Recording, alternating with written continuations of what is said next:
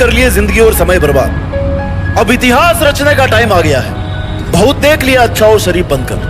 अब सफलता के लिए पागल बनने का ऑप्शन बचा है मेरे पास बस। Reset, restart, refocus. तुम्हारी लाइफ के 3 ही नियम रखो: रीसेट, रीस्टार्ट एंड रीफोकस।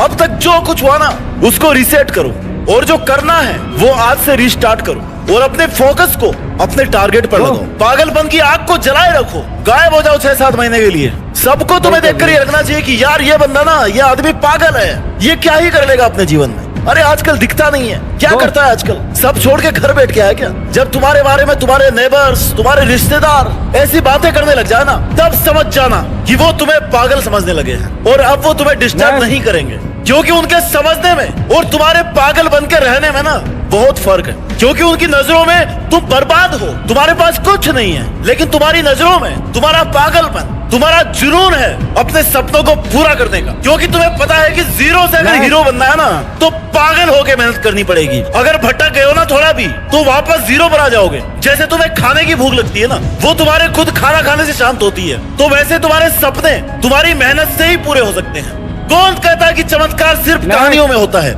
चमत्कार रियल लाइफ में भी होते हैं, लेकिन ये उनकी लाइफ में होते हैं जो अपने सपनों के लिए, अपने काम के लिए पागल है।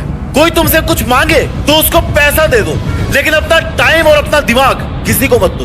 क्योंकि ये 2 चीजें ना, अपना टाइम और अपना दिमाग, ये 2 चीजें जिनको तुम अपने लिए अगर काम में रहोगे ना, तो कहीं के कहीं पहुंच जाओगे। और अगर तुम्हारा दिमाग और तुम्हारा टाइम कोई और काम में ले रहा ना, तो तुम कहीं के नहीं रहने वाले। हाथी पर बैठकर मत लड़ो, छुपा कर रखो खुद को, खुद के सपनों को, खुद की प्लानिंग को। किसी को मत बताओ कि तुम क्या कर रहे हो।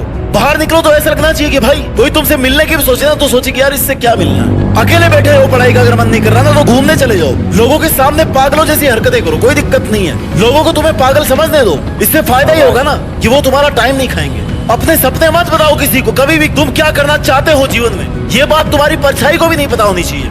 दुनिया तैयार बैठी है तुम्हें डिस्टर्ब करने को, तुम्हें गिरा